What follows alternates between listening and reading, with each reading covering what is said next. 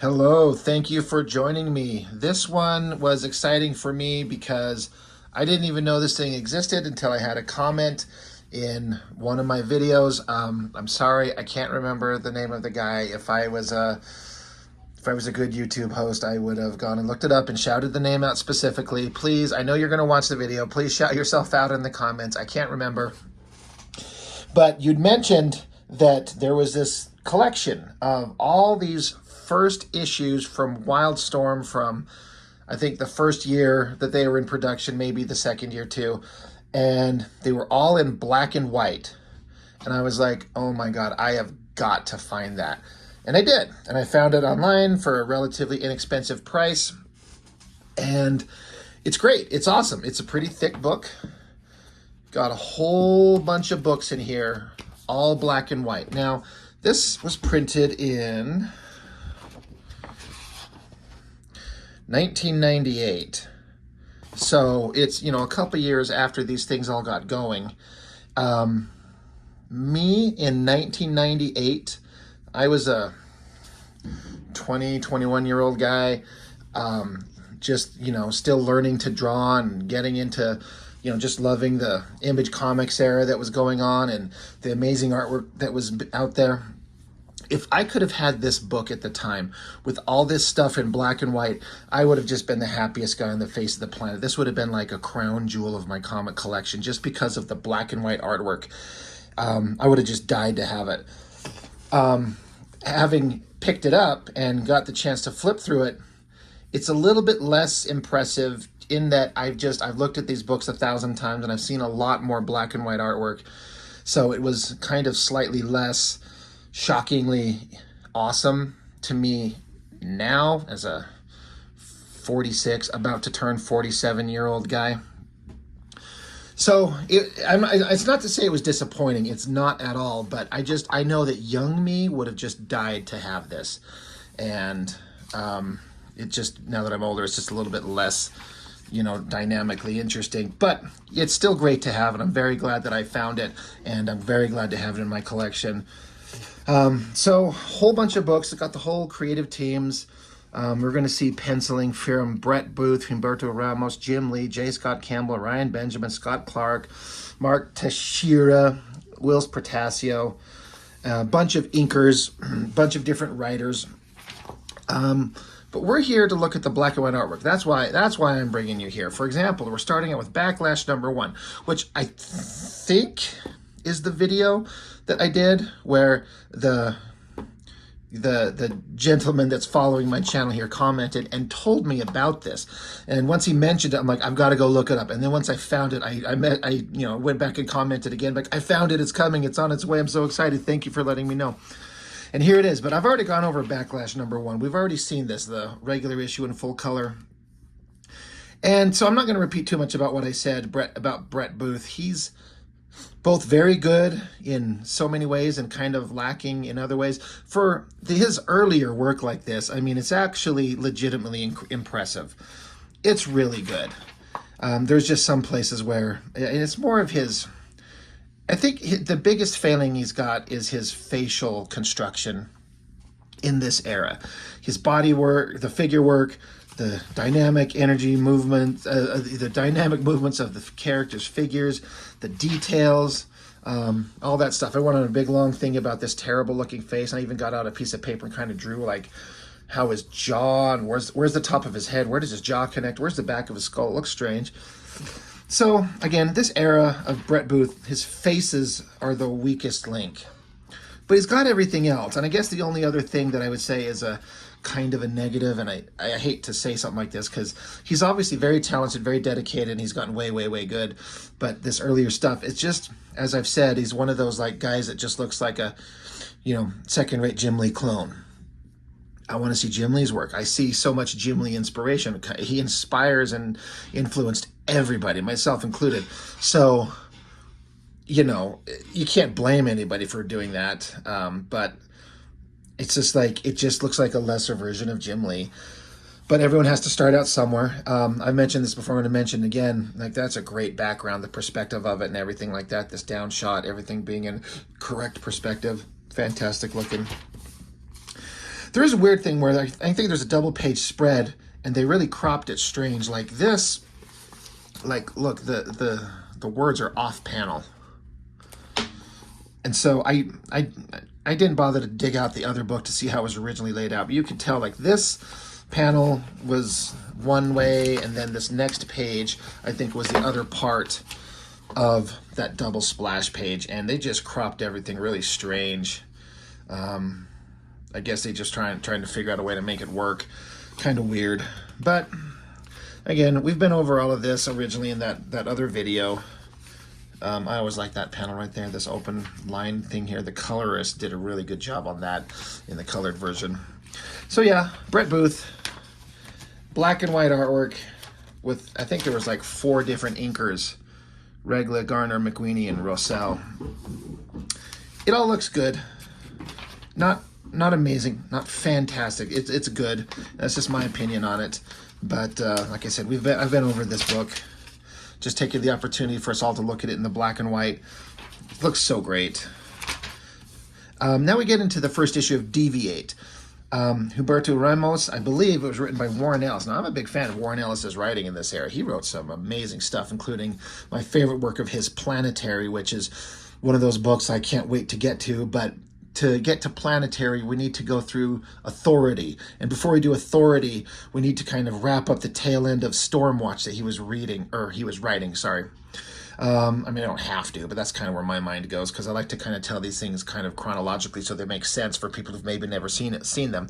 Planetary is one of the greatest comic series ever written. It's just incredible. Deviate, I never read. I never cared. I never gave a shit. As I understand it, Gen 13 was like the teenage kids with superpowers that were basically the good guys. And Deviate, as I understand it, are the teenage kids that got superpowers that are the bad guys. That concept by itself doesn't interest me. The wider world of the Wildstorm universe never really specifically like grabbed my attention. Like, oh my God, anything in the Wildstorm universe I have to read. And at the time, I didn't care for Ramos's work.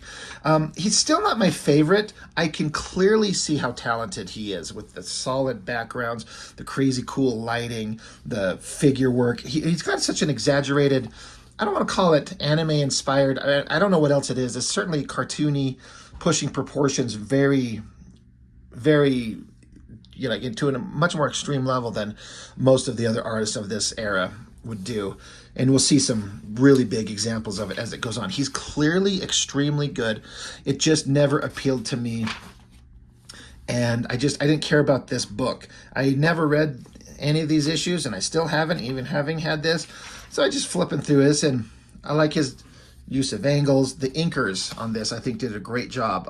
Sal Regla, I think those two complement each other really well, it seems like. The stuff always looks pretty good. Expressive and cartoony and fun. Look at these weird proportions, like big upper body, giant hand coming forward, little skinny ass, little narrow hips. It's pushing the kind of exaggeration of the figures. And again, it's fine. Here's another one. Look at this girl, like giant hands, this little teeny tiny ass little hips. Look at these giant flipper feet. It's an interesting style, but I know I'm just repeating myself when I say it's not for me. It's great. He's talented and skilled. He's been working forever. I don't care for it. It doesn't draw my eye. It doesn't make me want to seek it out. So I don't really care what goes on in this book. But it is always neat to see black and white artwork. I love this shot. I've been doing a lot of like pages with characters doing energy projection from their hands. And I'm always kind of looking at different ways to do that. And I like the way that looks right there. That looks neat. Another great, like, pushing the forced perspective on the foreshortening away with his hand coming forward. Good expressive hand, the way he's got it kind of pointing. Great shadow work on this figure here. Great car, like the worm's eye view with this perspective right down on the ground level, looking up at the car and the characters in the background, the fire and the smoke, the details on the inside of a car. That's hard to do. He's very talented. So as I was flipping through this, the one thing I was not expecting to be in here for whatever reason, I couldn't tell you, but I was most excited about is Deathblow.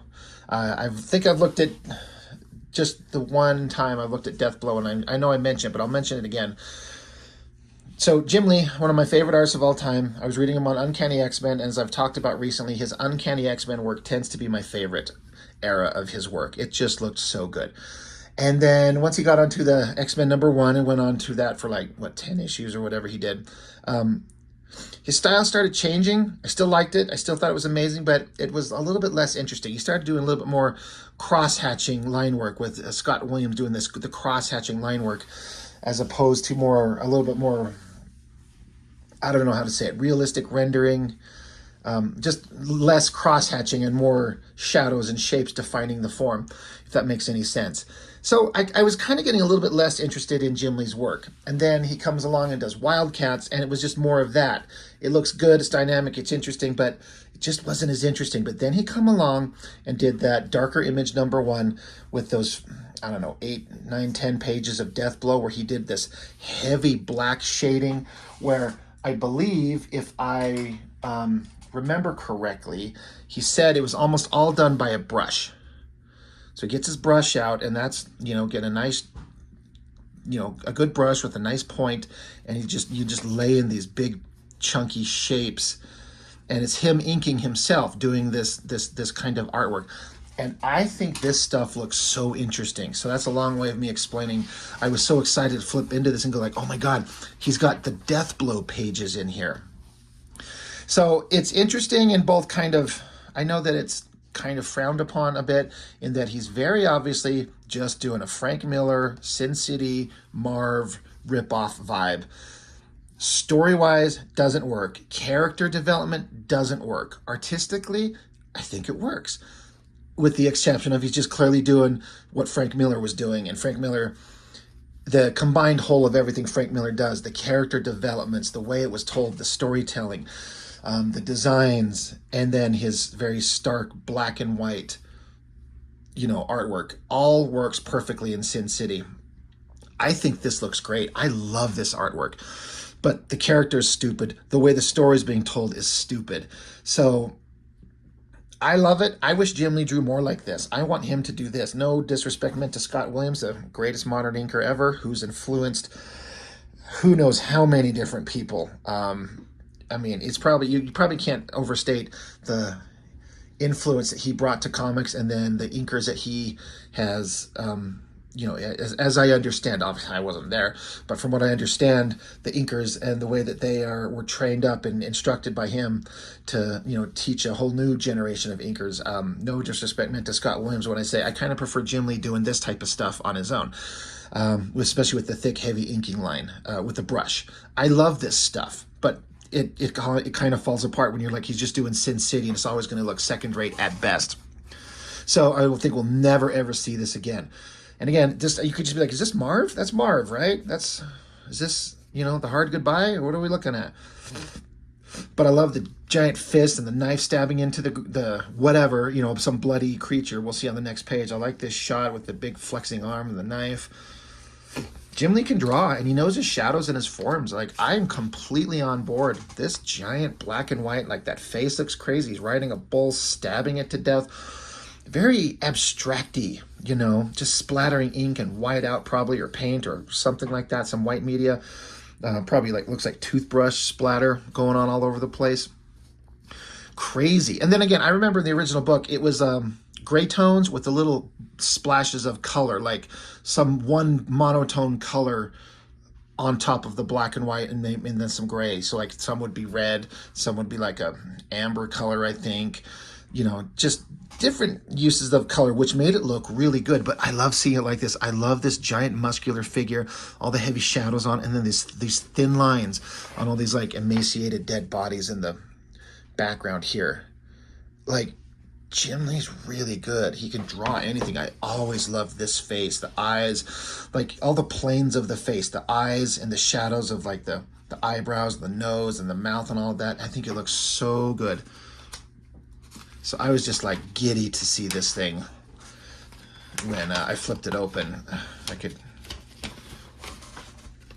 Jeez.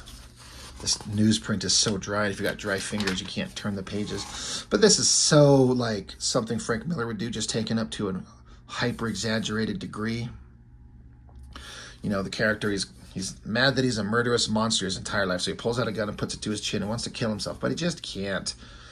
So, just so, like, the big giant trench coat, like, we're just looking at Frank Miller, like, ripoff, right? Jim Lee has a bunch of artists working for him that are like second-rate versions of Jim Lee. Well, Jim Lee's, I hate to call him a second-rate version of Frank Miller because Jim Lee's so good. He does it so well, but it's just gonna always stand out as not being as good as the Sin City stuff. I gotta stop talking about it. I've mentioned it like 1,000 times now. But this black and white work, I love it. I mean, look at that goddamn, like, church thing. I almost called it a castle. I mean, might as well be, right? A lot of detail went into that. I always love the picture of the religious priest up here, this profile face here. Great. All this stuff. The reverse silhouette, the negative space.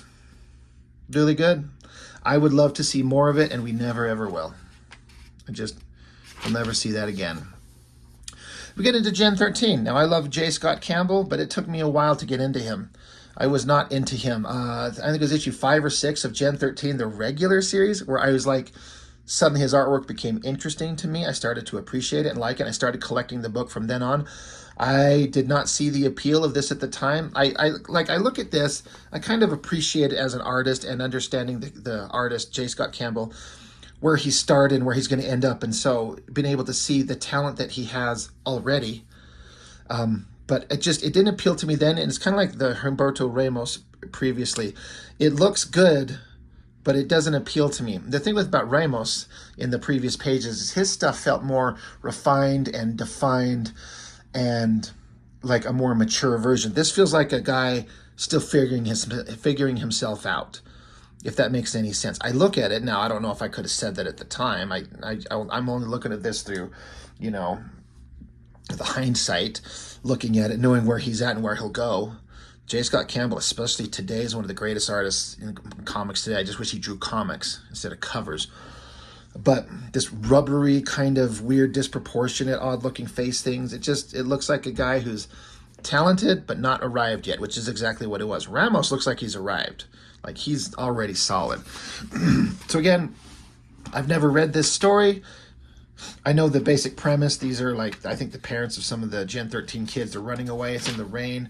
They're getting murdered to death. And, you know, the parents are trying to get their kids away. And then I guess these kids grow up to be the Gen 13 kids. You know, the parents were experimented on. The kids have superpowers. The parents getting murdered right in front of the kids. Throwing a Jim Lee pinup of the Gen 13 characters just to probably help preserve the page turn for the double page spreads that come up.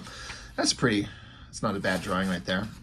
But would you be able to look at this and go, you know, the same guy that drew these pages is the same guy that drew that? Like, you would never think it's the same guy. And so I appreciate that Jim Lee's, you know, was experimenting. But, you know, J. Scott Campbell, for his rubbery, odd kind of figure work that he does, his attention to detail is on display everywhere.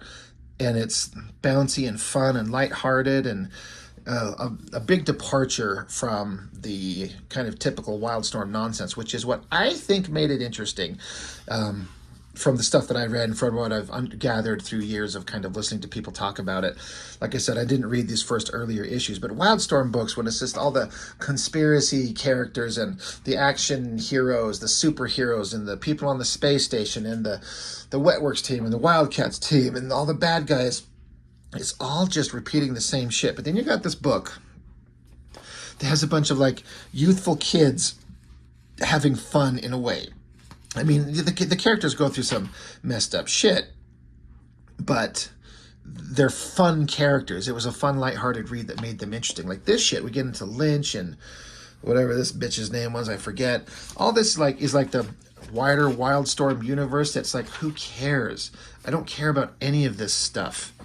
But once you get to the Gen 13 kids and who they are and their fun interactions and stuff. I mean, J. Scott Campbell's obviously leaning into the sexy girls, which is what he really becomes known for. But, yeah, once you get into the kids, grunge, free fall, Fairchild, all that type of stuff, you suddenly, I think that's why it kind of connected with people. And Gen 13 was a big hit. It was a major thing.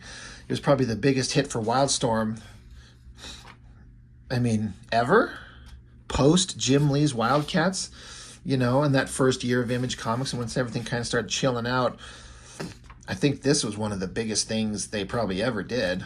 And they kept trying to revive it with once J. Scott Campbell left. They kept trying to like bring a new creative team on, and it never as interesting as it was in these earlier issues. The interesting thing about Fairchild that I like is that she was this little mousy kind of shy little chick that no dudes paid attention to, and then she gets her superpowers, right?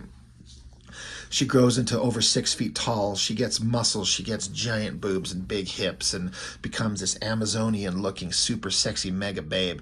So that's kind of an interesting change to have her still be her same kind of shy little mousy little girl self and suddenly in the body of a sex goddess. So that's kind of an interesting dynamic for the character. Great pinup of Grifter by Barry Windsor Smith. It's a pretty good drawing. Then it's Grifter #1. Ryan Benjamin. He's another one of those guys where, like, again, I kind of liked him. I respect him. No disrespect meant to the man when I say he's just kind of one of those other artists that were like Brett Booth or Matt Broom or Scott Clark that were just not as good versions of Jim Lee. Very talented, dedicated guys putting in all the effort. And they gets better and better. I see Ryan Benjamin I follow him on social media. He's doing art courses. He's very good. He's very talented. It's just, again, these earlier issues of these artists' work where they're kind of fine. I don't care. It's just not, the artwork's not that interesting and the character is not that interesting. I like Grifter, you know, in some versions and some iterations, depending on who's writing him and what version. He's just kind of a boring nobody. But then other times he could have some interesting kind of components to his character, but it's his own book, just a guy running around, shooting guns, fighting other guys with guns and spaceships. I can't speak to the story. I didn't read it. I never did ever collect any of the Grifter miniseries or if it was a regular series or what. I didn't care. Pretty solid explosion, you know. Didn't care about Grifter and Ryan Benjamin. I did pick up I think it's Phantom Guard. We'll get to that. I like Ryan Benjamin's Phantom Guard. That was good. Now, this one was one that once I flipped open to this, it clicked a lot of memories. It's not like I ever forgot about Stormwatch, but when Stormwatch came out, I was like, this is kind of a fun concept, I think. And Scott Clark, Stormwatch, Scott Clark, and Trevor Scott on inks. Like, I felt like this is probably the next big guy, you know? I loved the cover. Jim Lee really made these characters look kind of interesting because that's Jim Lee's thing. He makes anybody look interesting. And Scott Clark was pretty close to keeping that same kind of interest. He always did a bunch of heavy shadowed characters. Now, I did the Wildcat Spawn crossover that Scott Clark did. And I always talked about the same thing. He always did like double lighting. Like there was always a heavy shadow on the figures, lighting coming from one way and a heavy lighting coming from another way. He just loves to do that shit. And I'm not saying it's a negative, but what's interesting is in that Wildcat Spawn, and then he did, I looked at an Evangeline book that Scott Clark did. I feel like this first issue of Stormwatch, he did better in this than he did in books that come years later.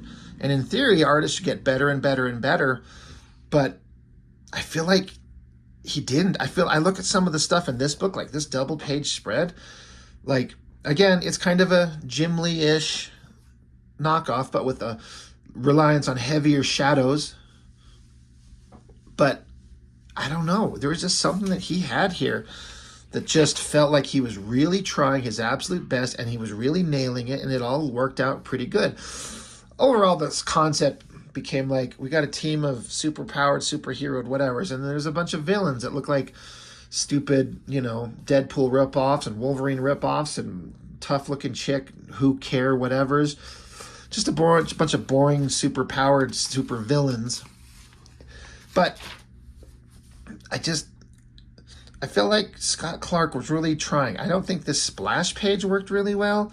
This head looks strange. Her anatomy on her hips looks kind of weird. And I talked about Scott Clark's propensity for drawing really skinny, weird hips and thonged ladies like this. Like what woman goes into battle with the only thing from her upper hips to her upper thigh is this little tiny strip covering her vagina? Like, this is dumb. I get that we're trying to like sell hot, sexy babes. I get it, but you could still put her in full clothes. It just, I don't know, whatever. I always like this, the strong guy, Fuji, the musculature, looked like very heavy, strong muscles lifting up this bust. I always thought that shot looked really, really cool. I like this shot of them, like, this bad guy's running this way, and our hero guy, Jackson King, is running that way, and they're shooting at each other. Pretty fun. Just, you know, a bunch of standard superhero fighting back and forth, but the artwork, pretty solid across the board. This girl, again, weird anatomy kind of things with their skinny little hips, but the details in her hair, the leathery jacket, the leathery kind of folds in her outfit, it feels like very much like cloth material here and then bare skin there. There's a certain definition of separation of the textures and everything. It looks good, even if the proportions are kind of odd. Just like a guy who's just getting his start and he'll grow to be really good. I always like to do is cross-hatching and trying to get values with the line work. Great city shot, probably referenced or even traced straight from a photo, I'm sure. I don't care. The Skywatch, the space station orbiting Earth. I always thought this design was pretty awesome, like this big like crescent shape. And then like these towers coming out the top and bottom, almost like an aircraft carrier with like the con tower coming out the top and bottom. And I thought it was an interesting design. Got the weatherman, the kind of the brainy leader of the Stormwatch team. So yeah, it all is pretty good, solid stuff. And I hadn't looked at this Stormwatch #1 in a long time. So flipping through this book and revisiting it, especially in black and white, I'm like, oh yeah, he was doing really good. It was really interesting.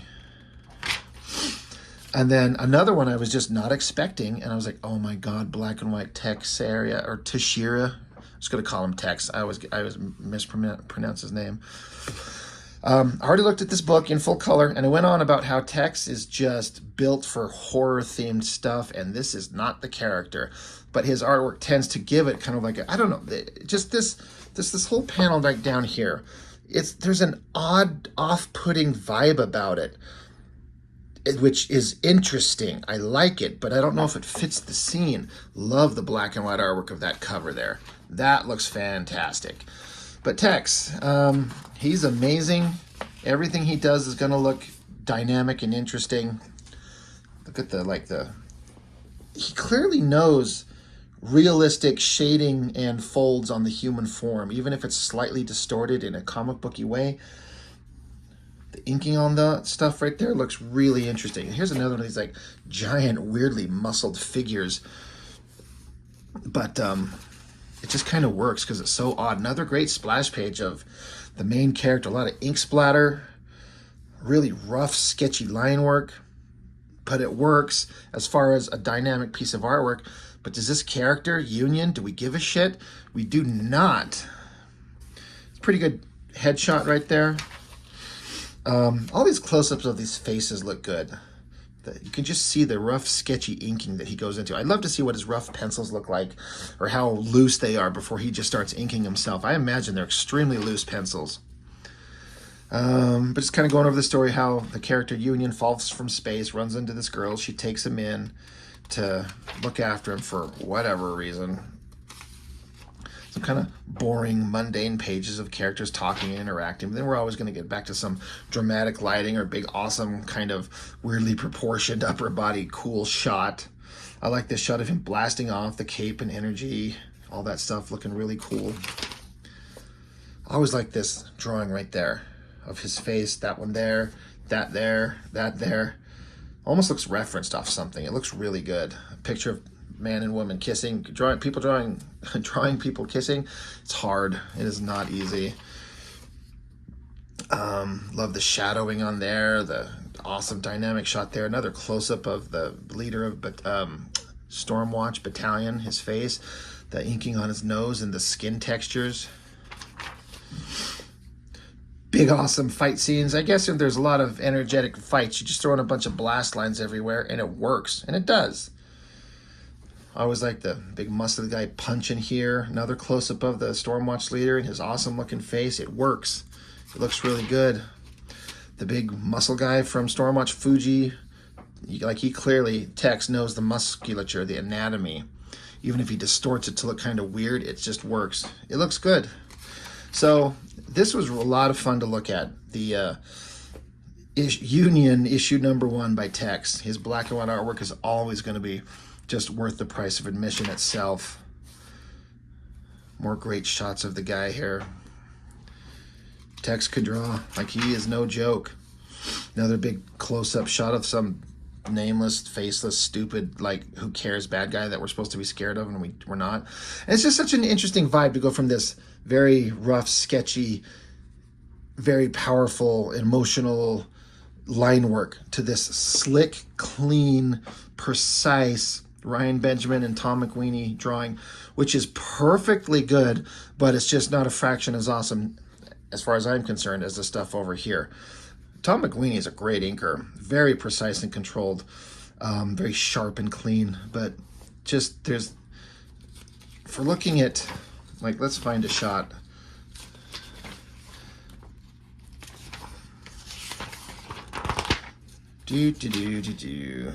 Probably went past the one I'm looking for.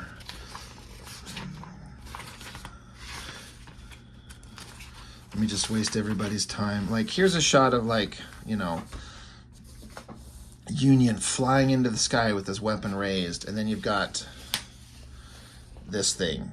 Now, it's entirely up to your personal preference, but this is perfectly good, but not a fraction as interesting. Kind of like the character.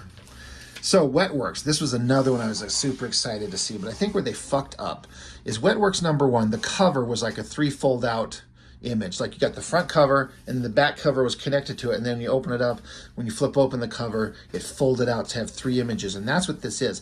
But my favorite drawing was the front cover, which is this, and I always loved the main character's figure. Dane, I think is his name. But in this book, the main character is folded right into the fucking center of the book, and you can't see him at all. It's like just completely lost in there. So now, what else do you do? I don't know. But it sucks that it just, the main figure that I wanted to see is just lost, just buried in the ass crack of this book. But Will's Portacio in black and white, inked by Scott Williams. That face looks awesome. You know, this is always going to be a good one to see. This is an interesting kind of, I love this drawing, but I think there's some, it's going to be really egotistical of me to offer up critique to Will's Portacio's compositions here. So you got the character here holding a bladed weapon with 2 blades on each end. And so you got this weirdly shaped blade weapon here. But the way that this blade is shaped, it's like he had the end of the blade, like here's the handle, and then like I don't know the terminology for the connecting pieces to these weapons, so forgive me, but the little nub that connects from the handle to the main blade itself, it ends right here where the character's chest is. So it's a bad tangent. The blade here is this odd shape. So the blade comes across here and then it cuts up this way and then comes back. But this curve of the blade almost contours with this shoulder. So it's a bad tangent. And the way this kind of comes across, it's not quite as bad, but it kind of, the blade just basically disappears into the body, like it's not there. So if it was just like a straight blade, it wouldn't have, like, all these random curves wouldn't have folded into the shapes of the body. I just remember looking at this going, it took me a second to like, wait, what? What is, oh, okay, I see. So, again, Will's Portacio doesn't need my advice, because I ain't nobody. But I think all those things I pointed out are kind of valid. It just kind of disappears into his figure a bit. But Wetworks #1, not a particularly interesting story, but like I said, Portacio and Scott Williams on inks, you're going to get some great figure work, cross-hatching backgrounds. Portacio's great with technical stuff. I always love this page with the borders being this technical stuff going around. This awesome arm on this cyborg lady here. That entire figure is great. Like the boots and the laces on it.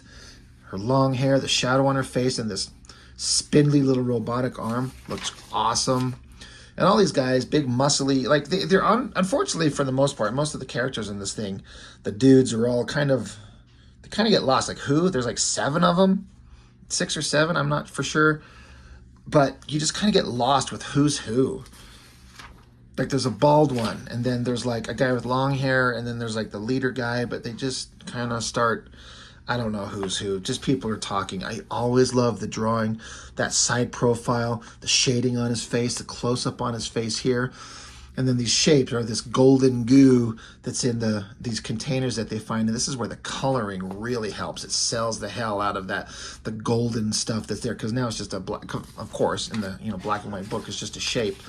But the coloring really enhances the look of this.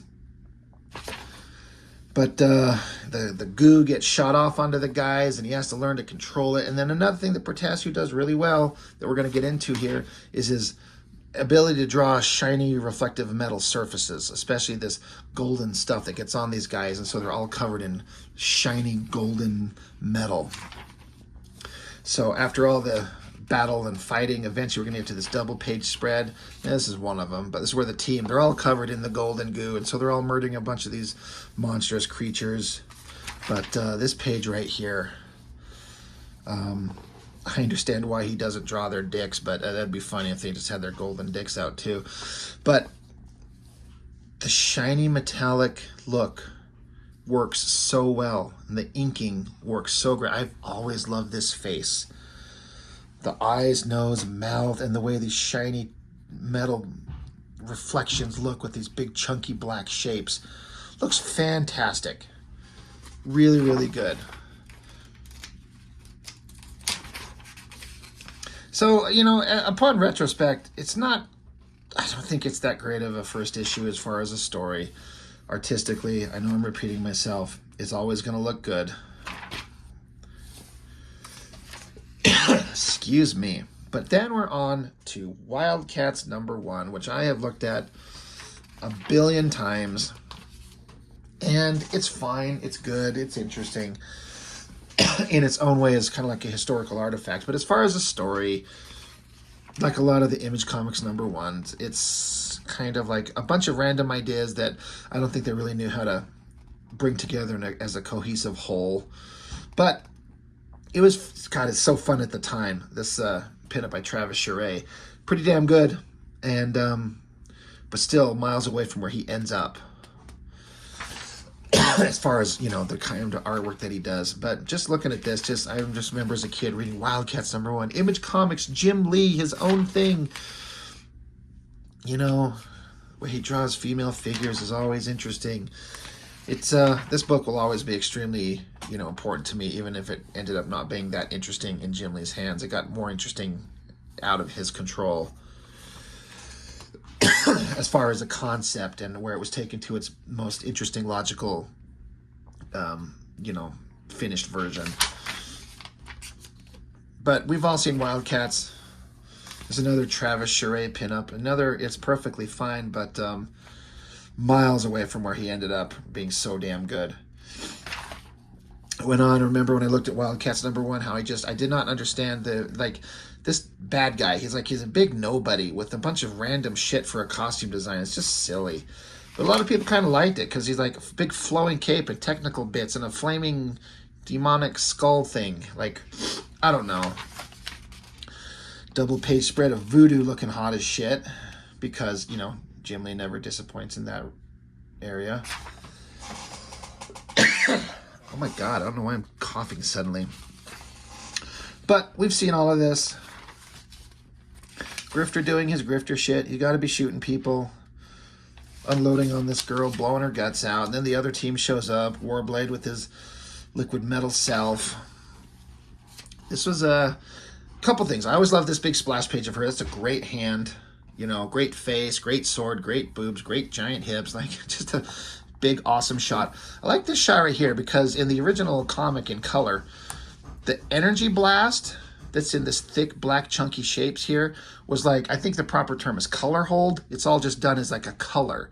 But so seeing it in this black and white, I didn't know that's how it was inked. I kind of like this better. It looks really cool. Looks really neat. One of my favorite faces that Jim Lee's ever drawn has always been this shot, that angle, just the shape of everything, eyes, nose, mouth, and the jawline. Just looks great.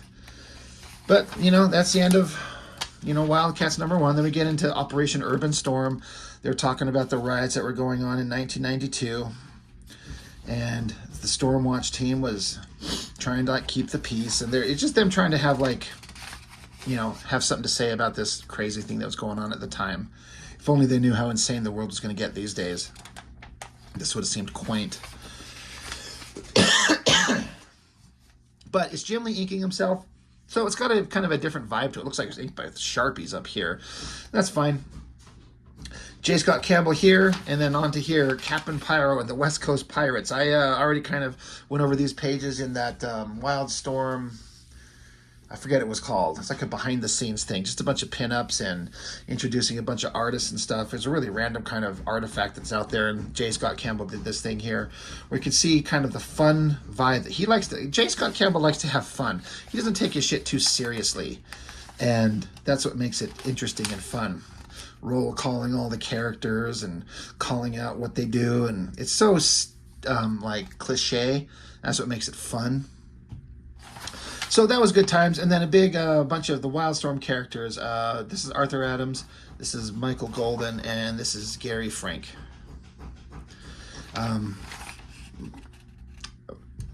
Right? Did I have that? Yeah, Michael Golden. Can't decide which one of these two I like best. They're both pretty awesome. But anyway, so a lot of fun. Like I said, me, 20-year-old me, having just lived through as a young teenager through the rise of you know, the Marvel comics with the X-Men, X-Force, Spider-Mans by McFarlane, and the Guardians of the Galaxy and all that type of stuff, and then watching Image Comics form, and just being hardcore into this stuff at the time. If I could have got my hands on this book as a kid, like a young man, this would have been the greatest thing in the history of ever to me. It would have been like precious cargo to me. But it's still interesting now. It's fun to have. I'm glad that I have it. So I thank you for the viewers who watch my channel and point out stuff and tell me things that exist that I never knew did. It means a lot to me because there's so much shit out there. You just can't keep track of it all. And so I get the opportunity to find stuff I've never seen before and get a chance to see it. And fortunately, quick look on Amazon will find you most things, and often a decent price. So that's where this came from. So I guess that's all I've got. Thank you for watching. This was a lot of fun. I was kind of looking forward to do this. I've had it for about a week or two, and I've been excited to get it shown on the channel. So thank you for watching. I appreciate it as always, and I'll see you next time.